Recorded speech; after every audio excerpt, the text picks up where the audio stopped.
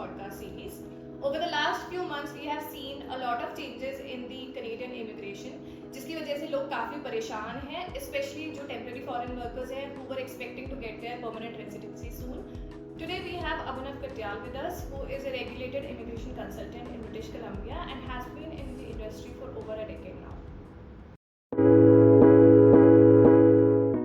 Hi Abhinav, how are you? Good, Rishi, how are you? I'm good, thank you. So Abhinav, like we know कि लोग अपने PR को लेके बहुत परेशान हैं lately. ऐसे में जो ये केयर गिवर वाला प्रोग्राम अभी अनाउंस हुआ है, इससे लोगों को काफ़ी उम्मीद है and people have been really talking about it. So for our audience, can you briefly explain what this program actually is? So, अगर आपको एक नटशेल में समझना है कि ये प्रोग्राम है क्या, ये प्रोग्राम कनेडियन गवर्नमेंट ने उन फैमिलीज के लिए निकाला है जो अपने बच्चों की टेक केयर करने के लिए या अपने एल्डरली पेरेंट्स की टेक केयर करने के लिए ओवरसीज से कोई एप्लीकेंट को केयर टेकर बुलाना चाहते हैं. So Abhinav, is it a completely new program या फिर ये पहले भी exist करता था? तो उर्वशी, ये प्रोग्राम एक्चुअली बहुत टाइम से चल रहा है. पहले लिव इन केयर गिवर का प्रोग्राम था. देन 2019 में ये प्रोग्राम चेंज हुआ which turned into a pilot programme from 2019 to 2024. 2024 अभी ये समर्स में बंद हुआ है. अब whenever a pilot program shuts down, usually minister एक अनाउंसमेंट करता है कि इस पायलट प्रोग्राम को हम एक्सटेंड कर रहे हैं या फिर इसमें कुछ चेंजेस करेंगे and then we'll get a new program for the same thing. Mark Miller जो मिनिस्टर है हमारे, उन्होंने अभी समर्स में आई थिंक जून में एक अनाउंसमेंट करी है. उसमें कुछ डिटेल्स दी हैं कि ये प्रोग्राम दोबारा लॉन्च होएगा. कब होएगा ये अभी डिटेल्स नहीं है. So we have some idea about the program. अभी कुछ ज्यादा डिटेल्स नहीं है, but yes, we will continue in the podcast and see where we are, what are the question. So what you are saying is basically कि ये programme अभी सिर्फ announce हुआ है, but it has not been implemented so far, और ना ही हमारे पास इसकी बहुत ज़्यादा डिटेल्स हैं, but maybe in the coming time we will get more details. Definitely. So अभी जो लास्ट डिटेल्स हमारे पास आई हैं वो सिर्फ एक एलिजिबिलिटी क्राइटेरिया है, जो भी अभी डिटेल्स नहीं है उसकी, बट एक just a rough idea of what we can expect from the program. Okay, so now since we are talking about it, let's get into the details of the eligibility criteria. कि from the perspective of the employee and the employer क्या eligibility रहेगी या फिर क्या eligibility requirements हैं? Okay, so as I said, अभी programs की हमारे पास बहुत सारी डिटेल्स नहीं है उर्वशी, बट मुझे ऐसा लगता है कि फ्रेमवर्क यूजुअली सेम होता है हर प्रोग्राम का. जो पुराना प्रोग्राम था जो लास्ट ईयर बंद हुआ है, 2024 सॉरी बंद हुआ है, उस प्रोग्राम के अगर हम बेस पे अगर हम स्पेकुलेट कर रहे हैं कि प्रोग्राम में आगे क्या होएगा, आपको ये समझना है कि एक प्रोग्राम दो पार्ट्स में डिवाइडेड है. एक एक्चुअली तीन में डिवाइडेड है. एक में आप केयर गिवर फॉर किड्स बुला रहे हो, एक में caregivers for elderly senior care बुला रहे हो, और एक में caregivers for somebody who has a disability. So ये तीन है. तीनों की एलिजिबिलिटी क्राइटेरिया एम्प्लॉयर साइड में थोड़ा सा डिफरेंस है, for the applicant side also थोड़े से डिफरेंसेस हैं. हम एक एक करके हम डिटेल्स में जा सकते हैं if you want, and we can start with the kids caregiver program जो उनका जो HCCP प्रोग्राम था पहले, उसके बारे में हम डिटेल्स में और जा सकते हैं. Yeah, sure, definitely. So let's start with the child caregiver program. उसमें from the perspective of the employee या जो overseas से यहाँ पे आना चाहते हैं as a caregiver, उनकी क्या eligibility रहेगी? So अगर आप as a child caregiver Canada में आना चाहते हैं, and again we are talking about the eligibility of the previous program which we are speculating कि आगे भी सिमिलर होगा. जो अनाउंसमेंट हुई थी उसमें भी हमारे पास थोड़ी बहुत डिटेल्स हैं, तो मैं आपको उस हिसाब से बताता हूँ. अभी की जो रिक्वायरमेंट्स हमें पता है वो आपका 12th ग्रेड इक्विवेलेंट होना चाहिए, विच मीन्स कि अगर आपकी let's say for example India से आपने 12th कंप्लीट करी है, तो आप उसका क्रेडेंशियल इवैल्यूएशन होना चाहिए, आपके पास वेस उसका ICAS होना चाहिए. CLB level 4 which is very low, which is मुझे लगता है कोई भी ऐसा प्रोग्राम नहीं है जिसमें सिर्फ CLB 4 पे आप डायरेक्ट परमानेंट रेजिडेंसी अचीव कर सकते हैं. अभी एक चीज और उन्होंने बताई है विच डिटेल्स नहीं है अगेन हमारे पास, कि रेलेवेंट एंड करेंट एक्सपीरियंस होना चाहिए आपके पास इन द सेम इंडस्ट्री. तो अगर आप caretaker as a child caretaker आ रहे हैं, तो कुछ relevant experience like daycares का एक्सपीरियंस या स्कूल में टीचिंग का एक्सपीरियंस, कुछ ना कुछ रेलेवेंट एक्सपीरियंस आपका होना चाहिए. Okay, so this is the eligibility from the employee side कि जो आना चाहते हैं यहाँ पे as a child caretaker, उनकी क्या eligibility होनी चाहिए. Now let's discuss about the eligibility criteria of the employer जो hire करना चाहते हैं किसी overseas applicant को to take care of their child. तो एम्प्लॉयर की एलिजिबिलिटी बहुत ही बेसिक है. ऑब्वियसली अगर आप चाइल्ड केयर गिवर्स के लिए आप किसी को सपोर्ट करना चाह रहे हैं, बच्चे होने चाहिए, छोटे बच्चे होने चाहिए, age limit less than 14 obviously, that's what we want. अगर कुछ स्पेशल केसेस हैं जिसमें डिसेबिलिटी है या कुछ है, उसमें एज का कोई फैक्टर नहीं होता। सो आपका income is one of the requirements that you need to meet, उसकी डिटेल्स होती हैं वो, you know, people, it depends on the family size, आपकी इनकम की कितनी रिक्वायरमेंट है।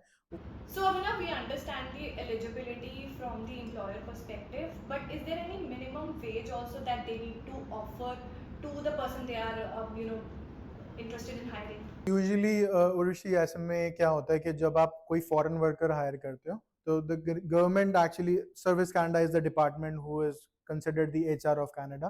तो वो क्या कहते हैं कि वो आप प्रिवेलिंग वेज अपने फॉरेन वर्कर को जरूर देनी पड़ेगी आपको, विच मीन्स के हर प्रोविंस की, हर सिटी का एक ऑक्यूपेशन का एक मीडियन वेज उन्होंने दिया हुआ है। इन दिस केस अगर आप एक चाइल्ड केयर गिवर को हायर करते हो, I am just giving an example, lower mainland which is British Columbia के अगर एरिया में आप किसी को हायर करोगे as a child caregiver, तो गवर्नमेंट ने उसका median wage around $20 an hour रखा हुआ है, which is what you have to offer to the foreign worker if you want to bring him on this application program.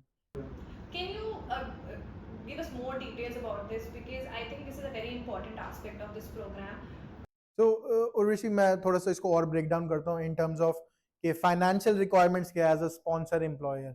So government ने एक चीज निकाली है, लाइको, विच मींस के गवर्नमेंट ने कहा है कि आपके फैमिली मेंबर्स की साइज के हिसाब से आपको मिनिमम इनकम रिक्वायरमेंट कितनी है टू सर्वाइव, बेसिकली टू पे योर बेसिक नेसेसिटीज, खाना, अकोमोडेशन, जो भी है। अगर आप किसी फॉरेन वर्कर को हायर करते हो, लेट्स से केयर गिवर को, आप चाइल्ड केयर गिवर को, तो आपकी इनकम गवर्नमेंट का जो लाइको है फैमिली के हिसाब से, फॉर एग्जांपल एक फैमिली ऑफ 4 का गवर्नमेंट लाइको होगा around 50,000, just giving an example. अब आप जब इस प्रोग्राम के अंदर किसी को फॉरेन वर्कर को स्पॉन्सर करोगे, तो आपका 50,000 plus the annual income offered to the foreign worker should exceed, I mean आपकी personal income, household income should exceed that amount. So अगर आप 50,000 लाइको है फैमिली ऑफ 4 का, 30,000 आप फॉरेन वर्कर को एनुअल इनकम दे रहे हो, तो 80,000 हुआ। अब आपकी जो हाउस होल्ड इनकम है वो 80,000 से एक्सीड करनी चाहिए, then you are eligible for sponsoring somebody for this program. So, Abhinav, जो ये employer requirements हैं या employer eligibilities हैं, especially when it comes to the income part of it, is it very specific to the child caregiver program, या फिर ये जो दूसरे streams हैं जैसे कि elderly caregiver है या फिर disability लोगों के लिए जो programs है उसमें भी same है? सो अगेन, बॉटम लाइन यही है कि आपको लाइको फैमिली साइज के हिसाब से चेक करना है, प्लस एनुअल इनकम ऐड करनी है।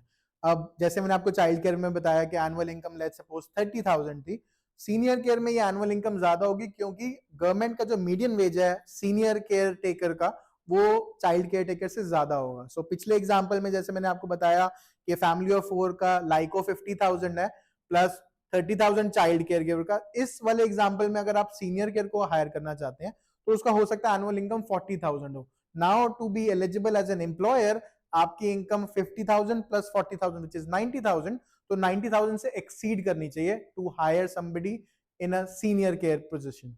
So what we understand is basically the employer requirements remain same, just the wage rate differs, which makes a difference in the total household income of the employer, which makes him or her eligible to apply for this program. Pretty much, the only difference that I see other than the financials जो है वो जो child care giver में बुलाएंगे उनके obviously बच्चे होने चाहिए, और जो सीनियर केयर में बुलाएंगे उनके लिए एल्डरली होने चाहिए या somebody with disability होना चाहिए। So if somebody doesn't have kids, obviously they cannot hire somebody for caregiver as a child, you know. So this is what the only difference is. Other than that, everything else is same for the employer. So we have discussed the eligibility requirements of the employee and the employer, but moreover with respect to the child caregiver. Now let's come to the elderly caregiver program or the part of it. So from that perspective, what are the eligibility requirements for the person who's looking to come here as a caregiver? So I'll repeat myself again, third time I guess, sorry, कि अभी हमारे पास full eligibility criteria नहीं आया है, according to what we have received from the minister till now.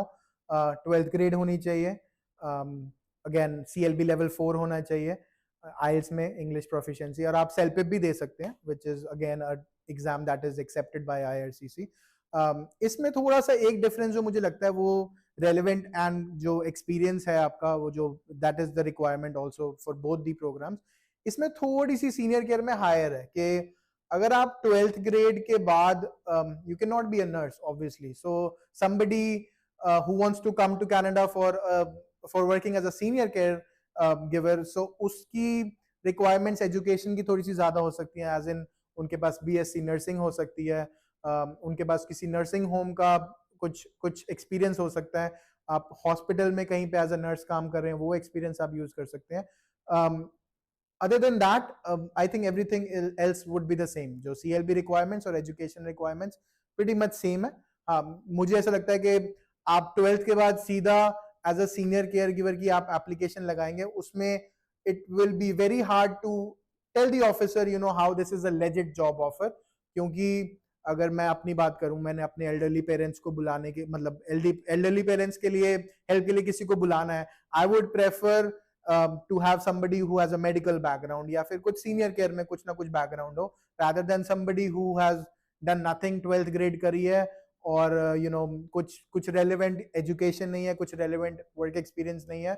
So this is what you have to keep in mind, senior care and caregiver जो child caregiver वाली differences है, as an eligibility criteria दोनों में experience का थोड़ा सा difference है, which is what we talked about. So what you are saying is for the senior caregiver program, the preference would be or might be given to those who have either some education background like BSc nursing, or they have some work experience of working as a nurse, or a care aide, something like that. Pretty much, yes, that's. So my next question to you is, क्या ये program already implement हो चुका है, open हो चुका है? Because I think so many people are looking forward to this.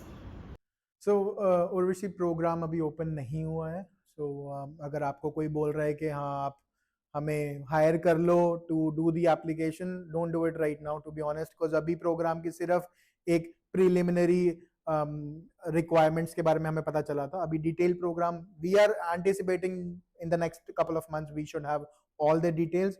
आजकल social media पे आपको पता ही है, सब कुछ सबको पता चल जाता है, जब भी प्रोग्राम ओपन होता है उसकी डेट पहले ही आ जाती है और उसकी एलिजिबिलिटी क्राइटेरिया पहले ही आ जाता है। सो बेसिकली हम अपने व्यूअर्स को आज ये बता देंगे कि if they want to get more details they can stay connected to us, हमारे फोन नंबर्स और ईमेल एड्रेसेस सबके पास है। As of now the program is not open, but it will be open soon. Yes.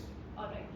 So my next question here is, जो लोग इस programme के through Canada में एंटर करना चाहते हैं on a PR, what preparations they can do right now even though the program hasn't opened yet? Very good question Urvashi, to be honest मैं ये इस पे बारे में खुद भी बात करना चाहता था। अभी प्रोग्राम जब तक ओपन नहीं हुआ है, there are few things that should be done right now, क्योंकि अगले 2-3 महीने में अगर प्रोग्राम आ जाता है, कई स्टेप्स ऐसे हैं जिसमें टाइम भी लग जाता है। सबसे पहले अगर आपकी जो 12th ग्रेड है या BSc है या कुछ भी what ever your education is, because the eligibility is 12th grade equivalent, आप अपनी वेस या ICAS जो भी क्रेडेंशियल इवैल्यूएशन जिस भी कंपनी से आपने करवानी है वो करवा के रखें, आप अपना IELTS क्लियर करके रखें, IELTS is valid for 2 years, ऐसा नहीं है 2 साल तक प्रोग्राम नहीं आएगा, तो आप IELTS अपनी डन करके रखें। थर्ड थिंग, आपके जो रेलेवेंट एक्सपीरियंस लेटर्स हैं, आप अपने एम्प्लॉयर से अपने लेटर्स लें, मेक श्योर जॉब ड्यूटीज़ हों उसके अंदर, अगर आप चाहते हैं कि हम आपकी उसमें हेल्प करें कि क्या जॉब ड्यूटीज़ कैसे होती हैं, कैसे ड्राफ्ट करनी होती है, IRCC को जॉब ड्यूटीज़ कैसे चाहिए, लेटर हेड कैसे चाहिए, we can always help whoever wants help with that.